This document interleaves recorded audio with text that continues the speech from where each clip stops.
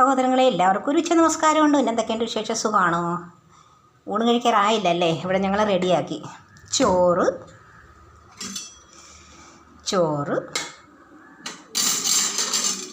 മീൻകറി. തല മീനിലിട്ടാലേ നല്ല ടേസ്റ്റ് ഉള്ളൂ കേട്ടോ. എന്താ മീനിൻ്റെ വാല് കഷ്ണം. ഇതേ ഞാൻ പറഞ്ഞ് കണ്ണൻ കൊഴിയാളെന്ന്. കണ്ണൻ കൊഴിയാളല്ല, പാരയാണ് കേട്ടോ. പാര മീനാണ് ഇത്. നമ്മളിപ്പം സാധാരണ പറയുന്നത് പോലെ ഇഞ്ചി വെളുത്തുള്ളി ചതച്ച് നമ്മുടെ ചുവന്നുള്ളി ഇതപ്പോൾ നമ്മൾ കടുക് വറുത്തിട്ട് ഇത്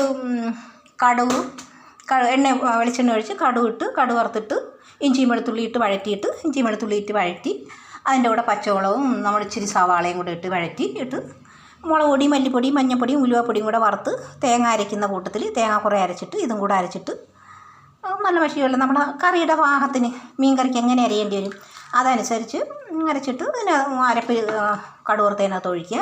തിളച്ചതിന് ശേഷം മീൻ നമ്മുടെ പാകത്തിന് മുറിച്ച് മീൻ ഇടുക. എന്നിട്ട് തക്കാളിക്ക് ഇട്ടിട്ടുണ്ടേ. തക്കാളിക്ക് അരിഞ്ഞിട്ട് പിന്നെ അത്യാവശ്യം കറിവേപ്പിലയും കൂടെ ഇട്ട് പാകത്തിന് ഇത്ര കറി വേണം. എന്തെന്നറിയോ? വൈകിട്ട് ചിലപ്പം ഇഡ്ഡലി ആയിരിക്കും, ചിലപ്പോൾ ദോശ ആയിരിക്കും, ചിലപ്പോൾ ചപ്പാത്തി ആയിരിക്കും. അതിൻ്റെ കൂടെ കറി വേണം. അതുകൊണ്ട് ഇച്ചിരി നീട്ടി വെക്കുന്നതാണ് കറി കേട്ടോ. പിന്നെ ചീരത്തോരൻ എങ്ങനെ വെക്കണമെന്ന് അറിയാമല്ലോ. ഒരു അല്ലി വെളുത്തുള്ളിയും പിന്നെ ഇത്തിരി ചെറിയ ചുവന്നുള്ളിയും കൂടെ ചതച്ച് തേങ്ങയും കൂടെ ചതച്ച് ഒരു ശകലം മഞ്ഞൾപ്പൊടി ചേർത്തോളൂ. പിന്നെ പച്ചവെള്ളവും കൂടെ ചേർത്ത് നമ്മൾ ചതച്ചിട്ട് കടുക് വറുത്തിട്ട് അതിനകത്തിട്ട് കിണ്ടിയെടുത്തു. അതുപോലെ മോര് കറി അറിയാമല്ലോ.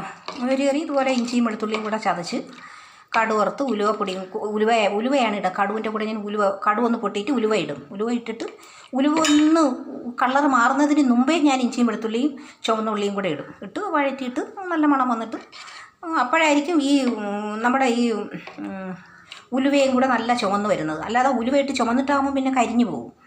എന്നിട്ട് പിന്നെ നമ്മൾ ഉപ്പും പാകത്തിന് ഉപ്പിട്ട് മോര് മിക്സിയിലടിക്കും. കട്ട മോരല്ലേ, മിക്സിയിലടിച്ചിട്ട് മഞ്ഞൾപ്പൊടി അതിന് മുമ്പേ ഇതിൻ്റെ കൂടെ ഇട്ട് വഴിച്ചിട്ട് ഒരു ശകലം മുളക് പൊടിയും കൂടെ ഇടും. ഇച്ചിരി ഒരു കളർ മാറ്റി എന്നിട്ടിട്ട് കടുക് വറുത്ത് ഒഴിച്ചെടുക്കും. ജീരകം കൂടെ ചേർത്തിട്ട്.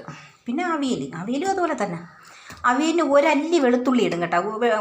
ഒരു അല്ലി വെളുത്തുള്ളി, കുറച്ച് സവാളയും അങ്ങനെ മഞ്ഞളും തേങ്ങയും കൂടെ ചതച്ചെടുത്ത് കറിവേപ്പില ഇട്ട് പച്ചവെള്ളം കൂടെ ഇട്ട് ചതച്ച് എടുത്തിട്ട് നമ്മൾ കഷ്ണം വേകുമ്പോൾ അതിനകത്ത് നിങ്ങൾ കഷ്ണം വെന്തിട്ടാണ് ഇടുന്നത് കേട്ടോ. ചിലർ അരപ്പ് ചേർത്തിട്ട് അതിൽ കൂടെ സാധാരണ ഇടാറുണ്ട് ചില ആൾക്കാർ അവിയൽ വെക്കുമ്പോഴും.